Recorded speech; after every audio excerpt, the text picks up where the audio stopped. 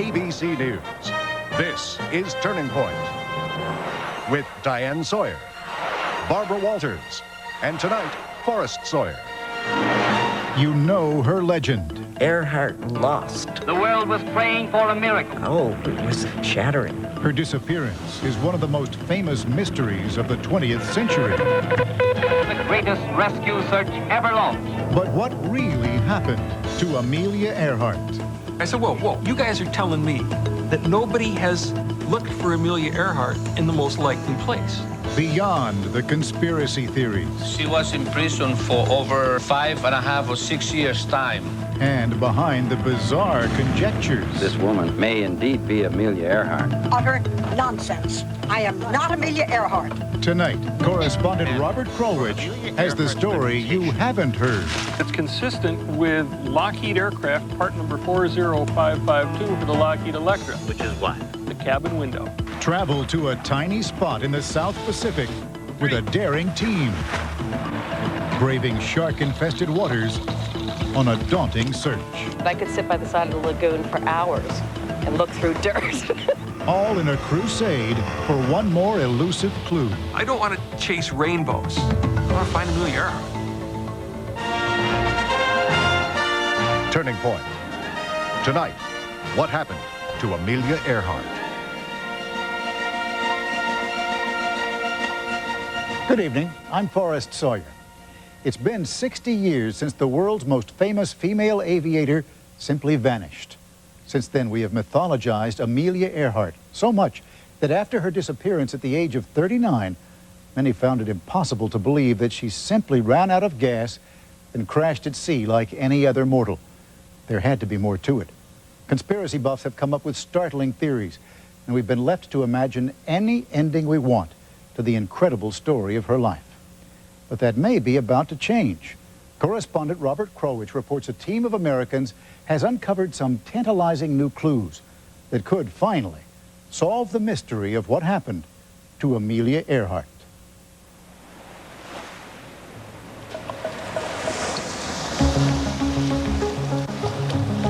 It's the riddle that's got me. I have to know what's going on out there, because there's some very strange things going on that island. It's a deserted island, just a spot of sand and trees and coral way out in the Pacific. To get there, you must cross an open ocean for 1,000 miles. And when you get there, it's hot, sometimes 120 degrees or more. A crazy lady vanished in an aeroplane. Crazy, but not near as crazy as we. For we sing as we search. And these folks here, this team of Americans, they are convinced that somewhere on this island, under a tree or a rock in a muddy lagoon, there are clues that will resolve one of the great mysteries of the 20th century. Their leader is Rick Gillespie. Nothing vanishes without a trace. So you think that you have solved the mystery of Amelia Earhart? I am absolutely convinced that we have solved that mystery. You'll come a-finding Amelia with me. Finding Amelia, finding Amelia. You'll come a-finding Amelia with me. These are the last known pictures of Amelia Earhart and her navigator in 1937 as they leave on the longest stretch of their famous round-the-world flight. They were to cross 2,200 miles of Pacific Ocean and land on a tiny island. But they never got there. The aircraft carrier Lexington, with 72 planes aboard, leads the greatest rescue search ever launched. Planes were wing to wing for 30 miles. Admiral Francis Foley was a captain then, and he was in one of those search planes. We knew that if she had been anywhere where we were, we would have found her. We were very disappointed. And they weren't the only ones. She really was at the pinnacle of her fame. And I think that's something that probably doesn't happen very often. When a real celebrity just vanishes at a moment like that, when the eyes of the world are sort of on her. I can remember newsboys with great black headlines, Earhart lost. Oh, it was shattering. Because at that moment, so many people cared, says biographer Doris Rich, and that's how Earhart wanted it. When she was younger, she kept a scrapbook. She kept track of what I call first women. The first woman to take charge of a lighthouse. The first woman to pass the bar in England. The first jazz band leader, etc. Her father took her to an air show. And the minute she saw it, she said, I knew I had to fly. And Amelia worked fast, right? Within weeks. Within 3 weeks, she was in an airplane. And she was off. By 1928, she had a license, her own plane, a high-altitude record, and an admirer. George Putnam was a promoter and publisher whose specialty was celebrity adventurers, including the most famous one of all, Charles Lindbergh, who had just astonished the world with his first solo flight across the Atlantic.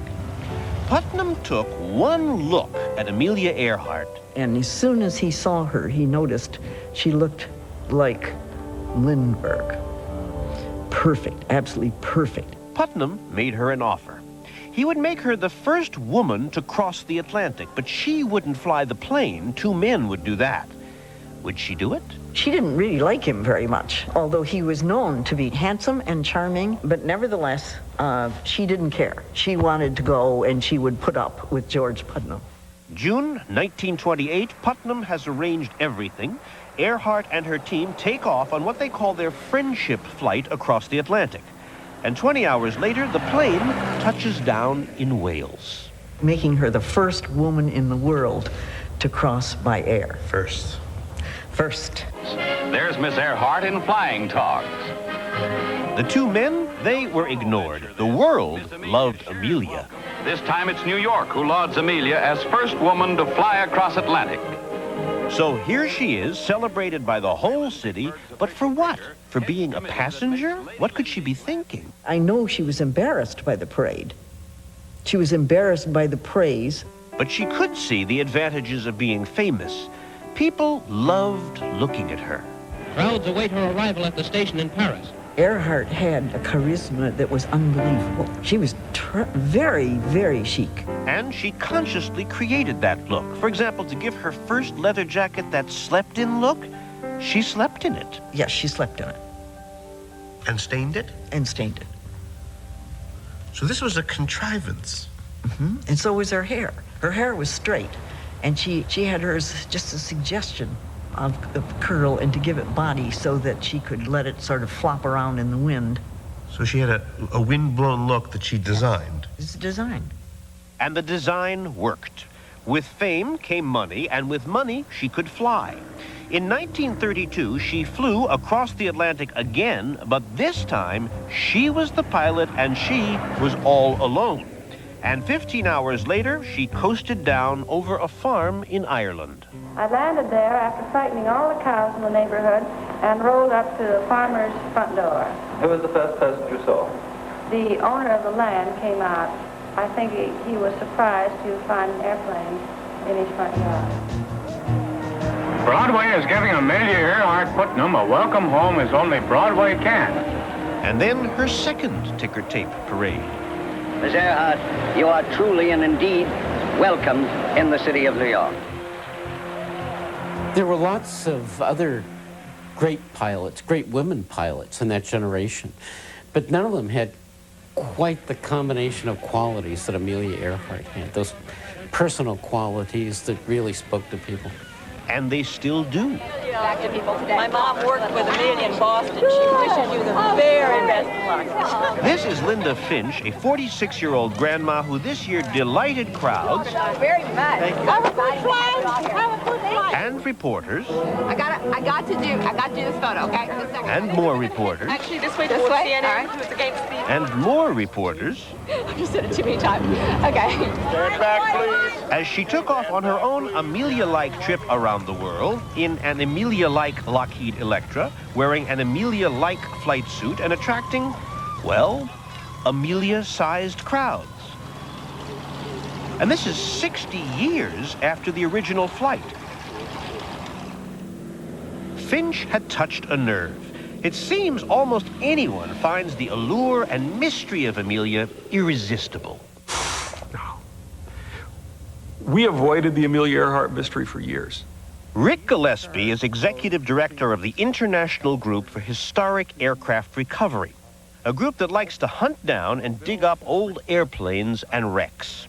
People would come to us and say, so, when you going looking for Amelia? And we say, look, she ran out of gas, she sunk at sea, she's at the bottom of the ocean, the technology doesn't exist to find that airplane, forget it. It's a media circus, we don't want any part of it. Until about 10 years ago, two of his members, both named Tom Willie and Tom Gannon, sat down at Rick's kitchen table and said, we have a theory about Amelia Earhart. Oh, please, not an Amelia Earhart. No, wait, they said. We are navigators with charts and a simple solution. We know that on the morning that Amelia and her navigator disappeared, they were heading for a navigational line that they had plotted on a map. Okay. Well, let's see if Howland Island is way up here at the top. That's where they want to go. That's where they want to go. And this line, by the way, running right down This is the line that Earhart was trying to reach. If she got there, the Coast Guard would tell her go left or go right to find the island. And she was on that line. She said so in one of her last radio transmissions. She says, we are on line of position 157. But she couldn't see anything. The Coast Guard was standing by, ready to help, and John Oren was stationed there. It became serious when the people in the radio room said, we can hear her, but she can't hear us. We were instructed to issue great volumes of black smoke, and Army aviators told us that that smoke could be seen 70 or 80 miles away. So she was lost somewhere on that line. Now, which way would she turn? Turning left was risky because that way was mostly open, empty ocean. But if she turned right, the map shows there were several islands to land on. First, Baker Island, which was inhabited, so people would have seen her if she got there. Next, McKean, which is too small to land on. And then there's this place here, Gardner Island. There was at least one place on Gardner Island in 1937 where you could land a Lockheed Electra intact. So the two Toms said if Amelia landed anywhere, this was the logical place. We got all through, and I said, whoa, wait a minute. You guys are telling me that nobody has looked for Amelia Earhart in the most likely place. They said, yeah. So Rick figured, well, let's give it a shot. In 1989, he led a search party to the island looking for a plane or an engine. He found a few artifacts, but nothing significant. Isn't the simplest, most logical conclusion to reach that this plane fell into the water and the passengers died in the water? Absolutely. But then Gillespie decided to go back. On his second expedition, he claims to have discovered parts of a woman's shoe, possibly Earhart's size and type and model, and then later, a piece of airplane that uncannily matches a piece of Amelia's plane. Now, these items by themselves don't prove anything, but they sure were tantalizing. So this year, Rick launched his third expedition. There's the lagoon out through the middle of the island. This time, he wants to focus his search on two key areas that might turn up either a skeleton or a key piece of the plane, something that clearly connects with Amelia. 13 members of Rick's group have been told to pack their bags for 1 month, all expenses paid, but there is a cost.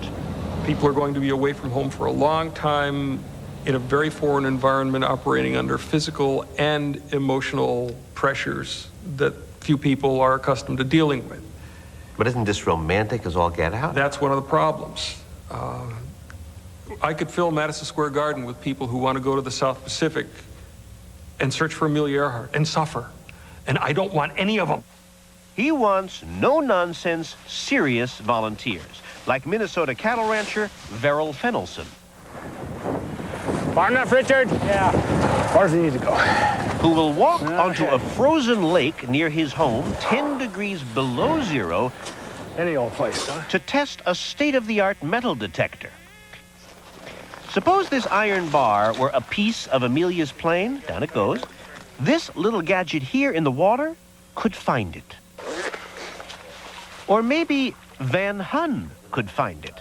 He's a retired Air Force captain, and here he is in a cold lake near his home in Texas, practicing diving technique. He is getting ready. There's no up and there's no down there. I mean, if I flip you upside down, you close your eyes and let you go, you'll swim right into the bottom. You just can't tell the difference. The whole team is now ready and psyched. It's the resolve to solve that mystery, I think, is what drives me out here. We will lay this mystery to rest, and the rest of the world will say to us, hey, you did it. On the 20th of February this year, the group leaves Fiji way out in the Pacific, and for 5 days, they cross 1,000 miles of open ocean. And when they land, that will give them only 14 days to search.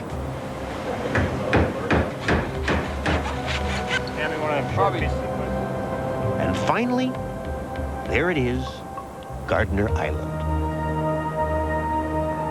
Now, it begins. We're going to track this thing down and get the answer. I don't want to chase rainbows. I want to find Amelia Earhart. A Turning Point production crew went along with the expedition. We paid for their passage and for the exclusive right to videotape their search. When we come back, getting down to work on Gardner Island. Turning Point.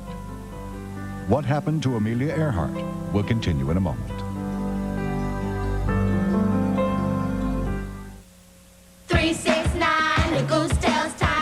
Two kids at the beach, both wearing combination sunscreen bug repellents, but only one has the power of off. Guess who? Introducing Off's Skintastic with sunscreen. Off's superior repellency now combined with an SPF 30 for total outdoor protection. Avon Sun Care Plus doesn't come close. New Off Skintastic with sunscreen keeps bugs and the sun off. S.C. Johnson Wax. They're gonna build it. 10, 9. Who gets to go? 8, 7. From Carl Sagan, the Pulitzer Prize-winning author, 6. and Robert Zemeckis, 5. the Academy Award-winning director of Forrest Gump. You're willing to give your life. A journey 4. into the heart of the universe. 3. Jodie Foster, 2. Matthew McConaughey. 1. We are not alone. Contact, rated PG, departs July 11th. Welcome to the ABC Screening Room, brought to you by McDonald's. This fall, ABC brings you a new and truly inspiring drama. A young priest struggles with his own personal desires. I'll hear your confession. Dream on. Okay then, you hear mine. And the needs of his wayward parish. Until further notice, I will not hear any more sexual sins in the confession. Nothing Sacred, coming this fall to ABC Thursdays. That's what's hot on this special edition of the ABC Screening Room. This is your wake-up call. This is Harry. This is Harry's Delicious Egg McMuffin. This is my dad, Herb Peterson. And this is my baby, the Egg McMuffin. At McDonald's, we practically invented breakfast to go. Hot, fresh breakfast that gets you on your way. It's about giving people what they like. That's something we've done since we opened our doors. Hey, wake up. This is breakfast. And this is my McDonald's. See you tomorrow, bright and early.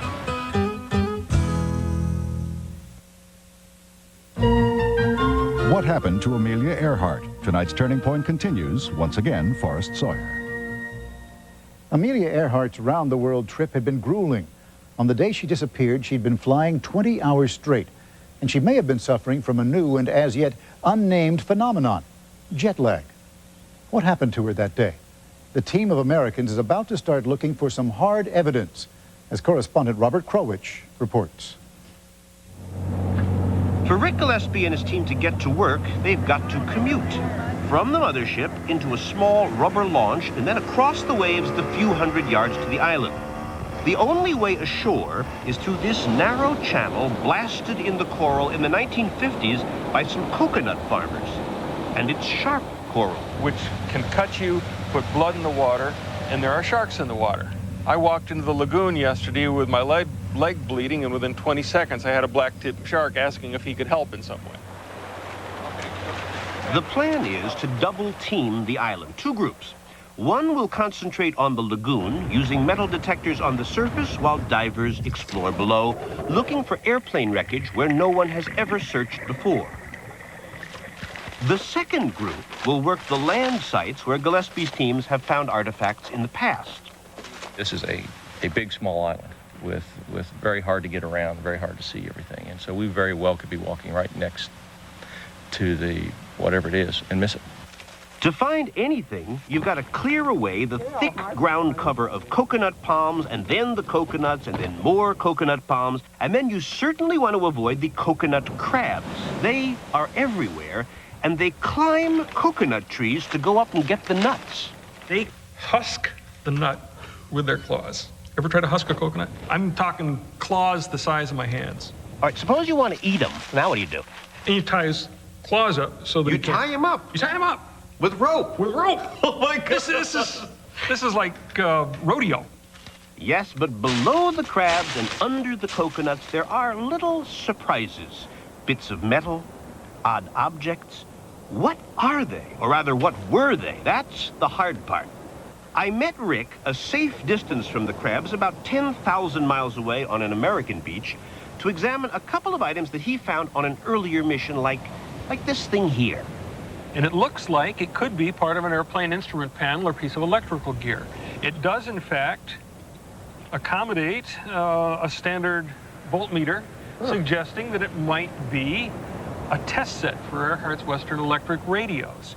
But when we looked at the specifications for that test set, we found that these holes should not be here. And if they're there, they couldn't have been on her plane. If it doesn't fit, you have to reject it. Or look at this find, a certifiable navigator's box, definitely from a vintage aircraft. This could be good. But again, it's the holes. They could fit any number of planes, not just Earhart's. There were about 1,600 of a particular model built with this box in it. We can disregard it. Why do they think any of these items could even possibly be connected to Earhart? Radio spurs the Earhart search, greatest in aviation history. Well, because just days after her disappearance, there were reports that someone out in the Pacific was calling for help. It's her, Earhart. Then? Faint radio signals reenacted here, distress calls on her assigned frequency. That's all right.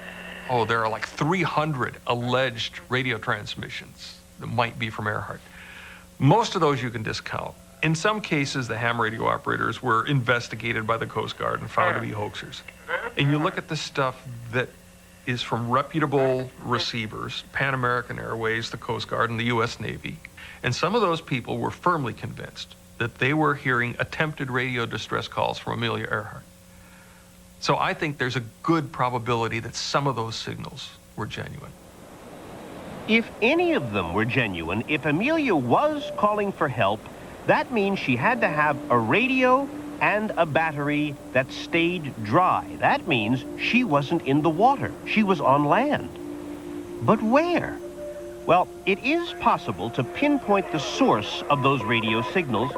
Using direction finders at the time, lines were drawn from Pan Am operations on Wake Island and on Midway, from the Coast Guard in Hawaii, and the lines converged in the Phoenix Islands, right around our island, Gardner Island. And that is why it is just possible that these little objects, this one, or maybe this one, just might be connected to Earhart's plane. Maybe. But there's more. 1 week after Earhart disappeared, a Navy battleship, the USS Colorado, steamed very close to Gardner Island, and we found one of the men on board at the time, Ira Dye. The morning of the 9th, we were very close to Gardner Island, and the planes were shot off to go look there. From the ship, you could see the island, and Lieutenant Lambrick, and the lead aviator, and these other two flew over at a fairly quite low altitude, and he said he saw signs of recent habitation. Here it is from his official report. He says signs of recent habitation were clearly visible, but the island wasn't inhabited. What did he see? We don't know. He died, and he never explained. And the captain of the USS Colorado, with a bunch more islands to check, moved on without landing a search party. Captain Friedel could have solved the whole thing by putting a party ashore right then that day. and looked around. Then they'd have found, if Amelia and Fred Noonan were there, they might have found them, or they'd found their bodies, or they'd found certainly more evidence than you could find, 50 years later. But we do have this picture taken that very morning. This is Gardner Island, and when you examine it closely, there is no plane, no wreckage, and there's nobody on the beach waving. Why didn't, if planes are zooming in, why didn't they come out and wave? If they were there. They could have been dead, they could have been sick, they could have been unconscious, they could have been too far from a clear area to get there in time. Or maybe they weren't there at all. Maybe Amelia had a secret life. That notion pops up in this Hollywood film, Flight for Freedom, made during World War II. From the outset, almost, there was this notion that maybe there was some sort of a dark conspiracy in place. That film suggests that Amelia Earhart was sent by the U.S. government to the Pacific and told, crash your plane so we can come with lots of our planes to spy on the Japanese while pretending to look for you. Somewhere between New Guinea and the Hawaiian Islands, you'll get yourself in trouble. Yes? You radio a distress call that'll be flashed across every front page in the world. There'll be a widespread search for you. Public opinion will demand it. That search will include the Japanese mandated islands. The Amelia character is so patriotic, she decides to really kill herself to give the Navy a good cover story. After all, she'll be dead. What a tale. One morning, when I was aboard Afukun Maru. But this guy, he's got a better one. He heard from a ship captain once that the Japanese shot down Amelia's plane and took her prisoner to this jail in Saipan. On this cell where Amelia Earhart was placed. Then his aunt actually saw Japanese soldiers shoot Amelia, boom, in the chest. And to prove it... This is the blindfold which was taken from Amelia. And then later, this guy brought her bones back from Saipan in a box, except, well, tests say they weren't her bones. So how about this theory? Amelia Earhart crashed there and was rescued by the Japanese on a ship called the Koshu. That theory is now on stamps issued by the Marshall Islands. That's Amelia and her navigator getting into the raft, and that is the Koshu, the Japanese ship that took her away. And I don't give a damn who finds out the truth. I want to know the truth.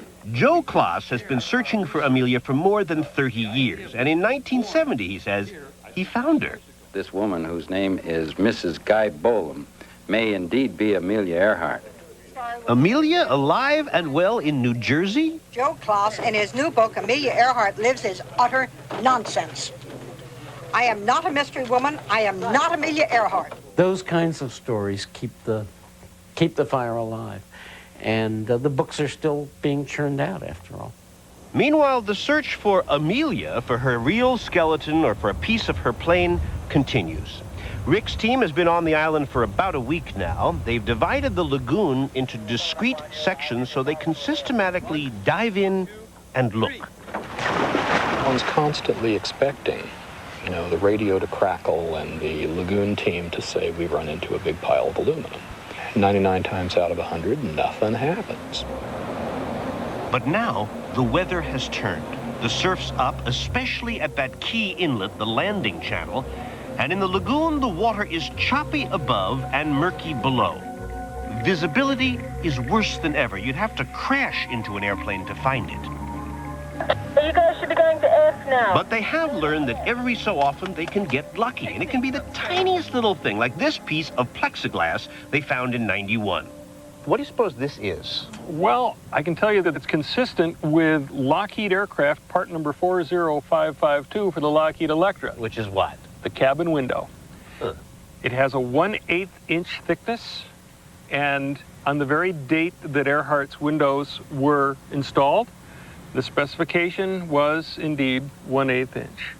And what's more, these windows curve ever so slightly. There's the curve right on the blueprint. And the plexiglass, Rick says, fits. So what does this lead you to think? Leads me to think that this is a piece of one of the windows from Earhart's airplane. Or it could be a piece of window from a bomber that happened to get shot out of the sky during the war. We checked that. and it's wrong for the World War II aircraft. But it's right for the Lockheed Electra. Now that's the kind of thing that makes working in 120-degree heat worth it. This is hard work. It's drudgery. If you're not wet because you're sweating, you're wet because you just got drenched in a rain squall. I guess you can get used to anything. At midday, they have a break. The ship's crew here doubles as an island band.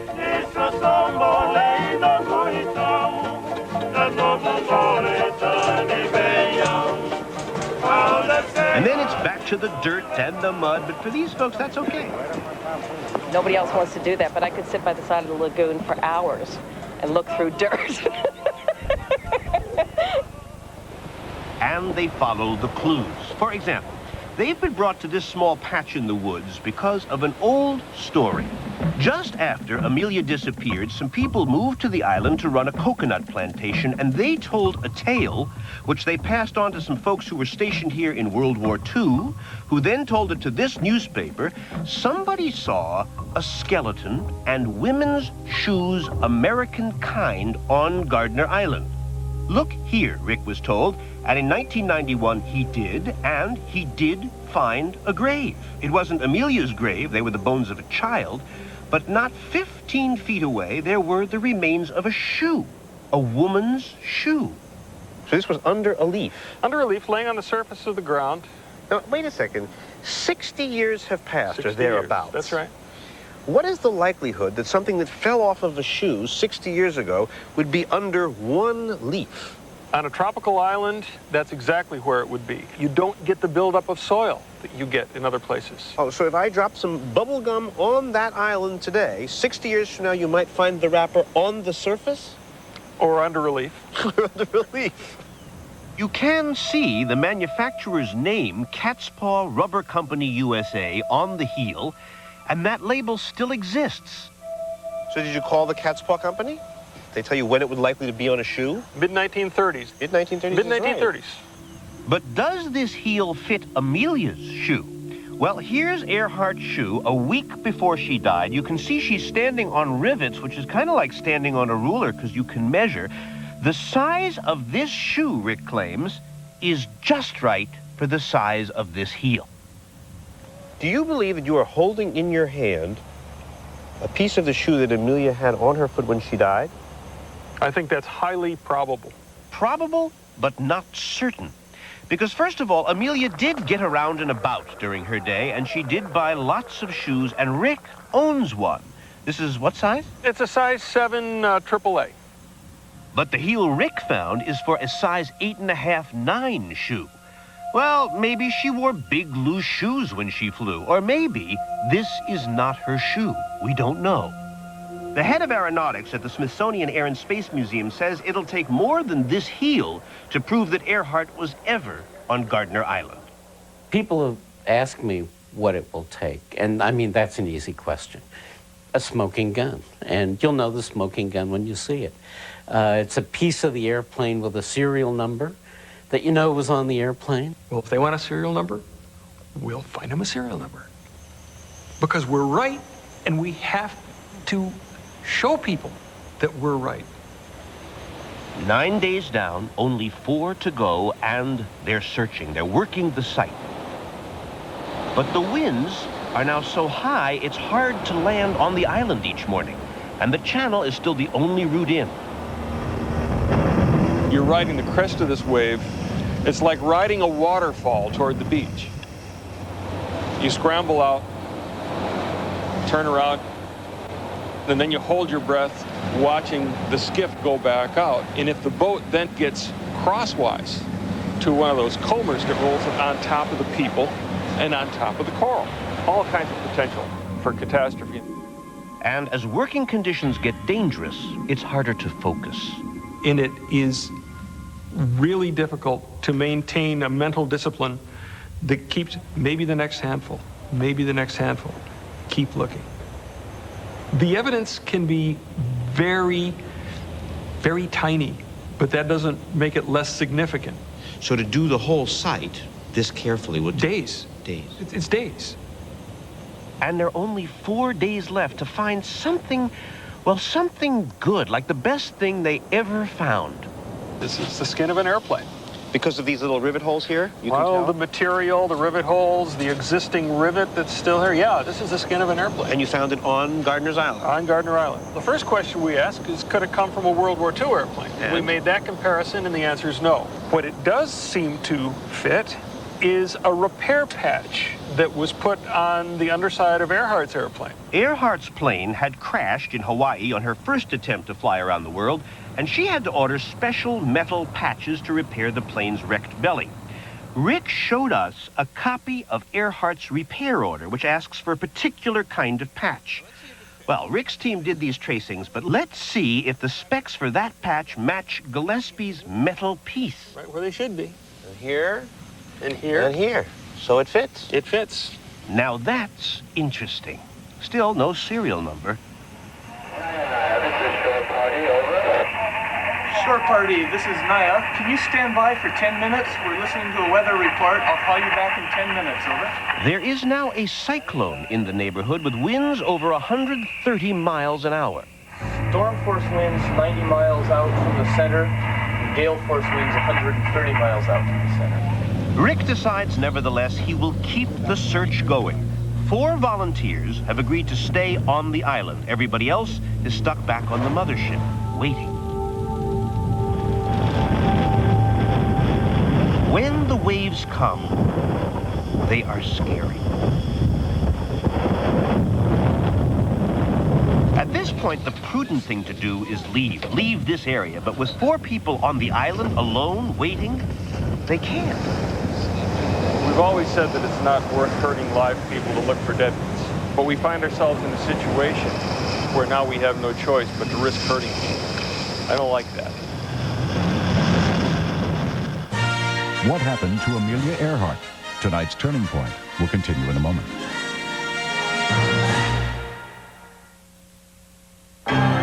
Good morning. This is your wake-up call. And this is the Norelco Reflex Action Razor. Anything closer could be too close for comfort. Feelings never lie. Cool water. Feelings never lie. Cool water. Davidoff Cool Water. How can you turn this into this?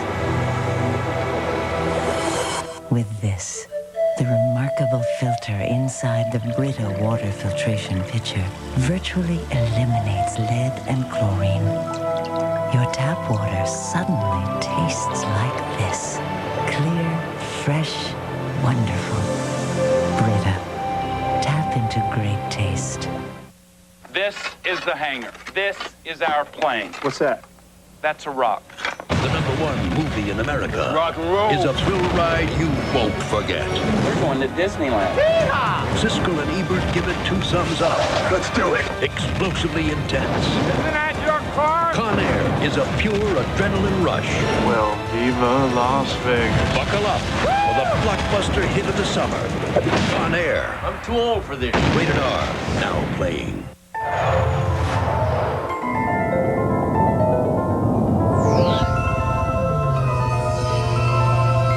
Looking for more space? Try the next Century. It's got the most interior space of any vehicle in its class. Because extra space is one luxurious touch that's appreciated by families everywhere. The all-new Century by Buick. I didn't understand my girlfriend's, I'm in love. It was a different guy every 3 weeks. I didn't understand that. I know in the long run, I'm going to be much better off. Respect yourself, protect yourself. What do you think about this? Legalizing prostitution. Hear from the women who sell, the men who buy. Then make up your own mind. 2020, Friday. Imagine suddenly forgetting who you are. Did you know me? Your pockets are filled with cash. Your clothes are covered in blood. That's Jane. That's my wife. Now, who do you trust? Do we have any children? Who can save you? Jane's having some kind of breakdown. And who can kill you? Oh my God. Joanna Kearns, See Jane Run, ABC Sunday. The summer's biggest movie event is about to strike. Catch a sneak preview of Disney's Hercules. I happen to be a hero. ABC 1 week from Friday. What happened to Amelia Earhart? When we come back, what the Americans found on Gardner Island and a verdict in the Alex Kelly case. I did not rape anyone. I did not commit these crimes. No. Turning Point will continue after this from our ABC stations. Tuesday, we face a real choice. Yes or no. Yes means World Cup soccer and youth soccer championship games for all ages. Yes means a commitment of over 7,000 affordable seats for families. Yes means that fans, those who play a special lottery, and visitors will pay. Yes will not take money from schools, roads, or public safety. Yes means we create something lasting for our future. Yes works. Paid for by our team works. Tonight on News 4 at 11.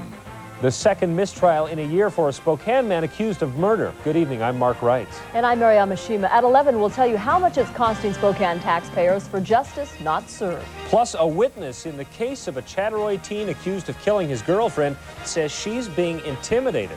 Plus, yesterday's plane crash on Lookout Pass wasn't the first for a Spokane pilot. We'll have his amazing story. These stories, Laura's weather, and Dennis's sports on Total News coverage you could count on, live here at 11 o'clock.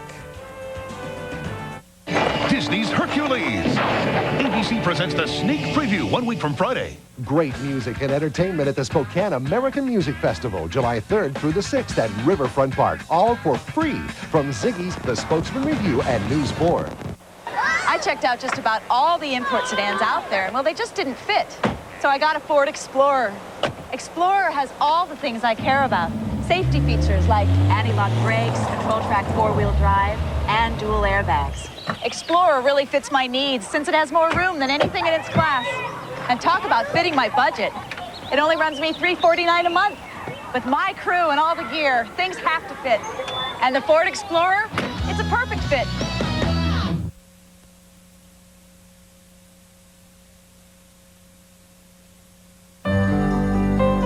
What happened to Amelia Earhart? Tonight's Turning Point continues once again, Forrest Sawyer. After a month away from home, nerves are beginning to fray. The weather's getting worse, and if someone gets hurt, the ship is 3 days from a safe harbor. At those distances, there's no such thing as an airlift rescue. Robert Krulwich picks up our story. There are still people on that island, and for 2 days, no one can risk going ashore. All you can do is wait and watch. The way the weather has been and the sea has been, we'll settle at this point for getting everybody home in one piece. On the island, the flooding is now a big problem as the lagoon spills over into the jungle. We're running out of time. We've got to shut this down because we may have to leave early because the weather's getting worse and worse. It is time to get the team off the island. The waves have lost just enough power to allow 2 final sprints to shore, one to retrieve people and the other equipment. It's been by far the most difficult expedition we've ever run. So far, we're okay. I think I recognize when Lady Luck is playing way too large a role in what's happening. Okay, everybody brace. All right, everybody hang on.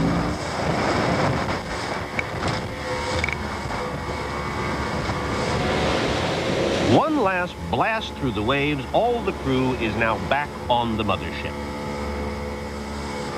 It is time to turn south and head for Fiji. My emotion was, you beat me again, you old... But I'll be back.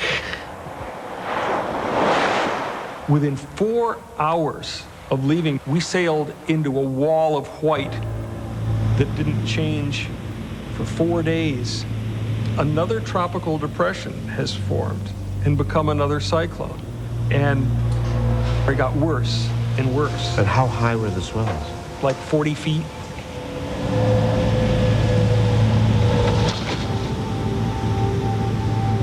Theoretically, this boat can roll in this kind of sea. You feel like you're riding in a car that just hit a herd of cows, and pow! Well, the whole ship shakes. And then it rolls up again. And this goes on, not for hours, this goes on for days. There's no way to reach Fiji. The captain changes course and heads for the nearest safe harbor, a little island called Funafuti. Yeah. That's where we're supposed to anchor, but I think we're going to like this. Yeah. And on the morning of the 4th day, there it is. They are safe. And now they have to wonder, will any of the 100 new items that they just risked their lives for, will any of them help solve the riddle of Amelia and tell us what happened when she disappeared? Now, let me ask you something just for a second. If Rick could tell us right now exactly what happened to Amelia, would we want to know? I ask because Linda Finch says she is not interested, not at all. And we want to do this flight to remind people of what a hero Amelia was in her time. You remember Ms. Finch. This year she flew around the world in a Lockheed Electra just like Amelia. And when we met her, she said, don't ask me about her disappearance. I don't even want to talk about it. It's always incredible to me when people say that, because it's an argument for ignorance. And I couldn't do this if I didn't think it was both possible and the right thing to do to solve this mystery. Landing right back here at Oakland Airport. Linda says, forget the mystery and the death part. This is the way to celebrate Amelia. Show people how she flew and how she triumphed. Now I realize she is admired and respected by nearly everyone, everywhere I went. And those admirers go way back. In fact, 30 years ago, another female pilot, Anne Pellegrino, who really did look like Amelia, same hair there blowing in the wind, she did exactly what Finch did. Same route, same kind of plane. We had flown all the way around the world in a sense to find Howland Island. And that was our goal, to be over Howland Island 30 years later from the day Amelia Earhart and Fred Noonan should have arrived there. And there it is, out the window of Pellegrino's Electra, Howland Island. The island Earhart was searching for the moment she stopped being Amelia the Aviator and became Amelia the Mystery. And ever since, the two Amelias have been at war. The point of view that I've come to over the years is that the mystery of her disappearance gets in the way of paying attention to her life. Amelia lives in many people's imaginations. The fact that there is no end to her story allows everybody to write the last chapter. That's what keeps her up in the air. That's fine for King Arthur, to live in the imagination. But Amelia Earhart is not a mythical figure. Oh, yes, she is. Last year, novelist Jane Mendelsohn wrote an Earhart myth, a fantasy. It was wonderful. Oh, thank you. Her novel, I Was Amelia Earhart, has Earhart and her navigator living out their days as lovers by themselves in the South Pacific. I always knew this was going to be a work of the imagination. I always knew this was going to be complete fantasy. So I was not trying to write a biography. I was using her as a jumping off point. Well, it looks as if I might have to fly high. It's a mystery that anyone can try to finish, can try to solve. No, says Rick, Earhart's life does not have a million endings. She was one person, and she had one ending. I think we do her a great disservice if we relegate her to a romantic myth. I think she deserves better than that. But Rick's search, at least this round, has come to an end here in Funafuti. The mission's not accomplished until we have the thing nailed, one way or another, until we can say definitively, here she was or here she wasn't. But in terms of getting useful information, of making a contribution, mission accomplished. Yes, sir. See you next time. Or is the expedition over? Bye, Tom. Good luck, buddy. You see, once they went ashore on Funafuti to catch their plane, they started talking to local people, and they met a man who once lived on Gardner Island.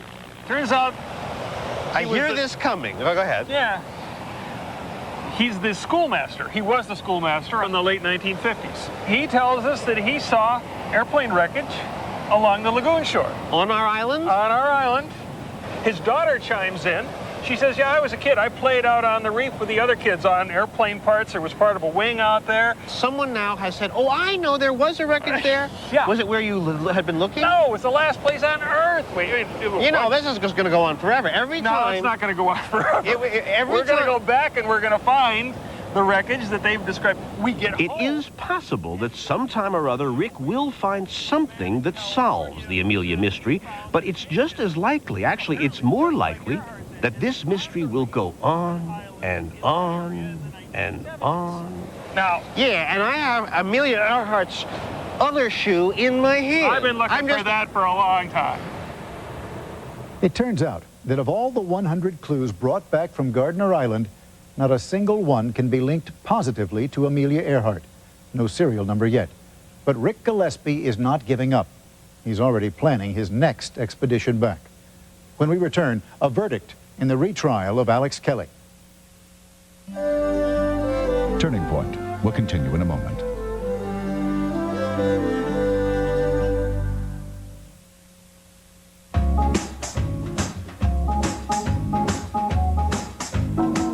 Morning after morning, nothing's quite as much fun as choosing which delicious Eggo fruit waffle it's gonna be. Blueberry, strawberry, apple, cinnamon, all with real fruit stirred in the batter. Give it a try. Eggo fruit waffles. Take your pick. Now open up to a whole new Eggo fruit flavor. Yummy banana bread. Go Eggo bananas. Too good to let go. You're all-stars. Performing all-star feats. They're the reason we make Ford Windstar with over 40 standard safety features. In fact, Windstar is the only minivan to earn 5 stars, the highest possible rating in government crash tests. A pretty spectacular feat in itself. Don't your all-stars deserve Ford Windstar? Created for the most important people in the world. Problem. 2 women have 20 minutes to catch the same train. But first, they must run a few errands. If woman A uses her ATM card with the MasterCard logo, and woman B still writes checks, who will catch the train?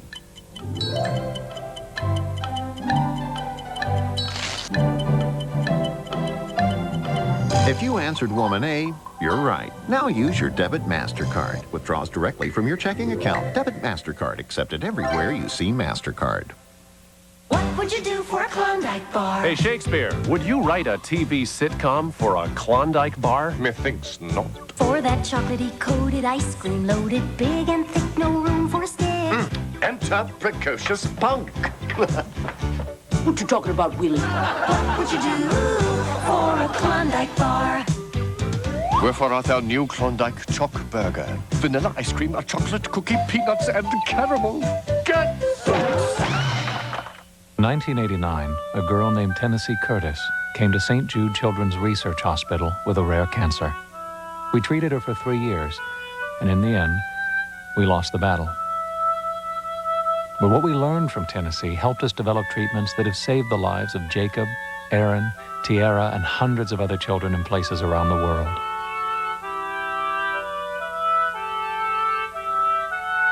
Even when we lose a child, in a way, they live on.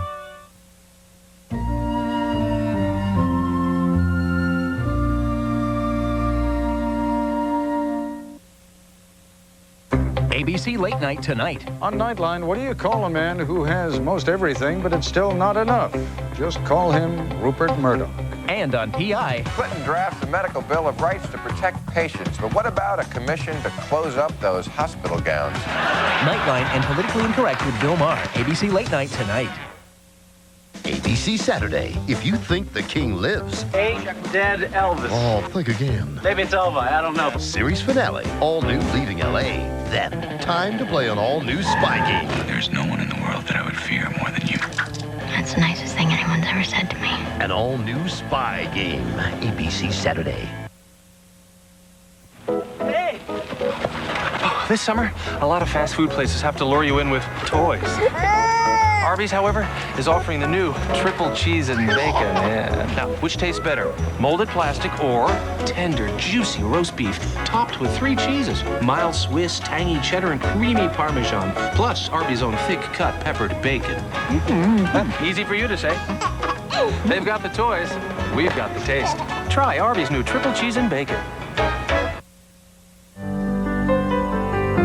Turning Point continues. Once again, Forrest Sawyer. Now an update on a story Turning Point has been following the past 2 years. There was a verdict today in the retrial of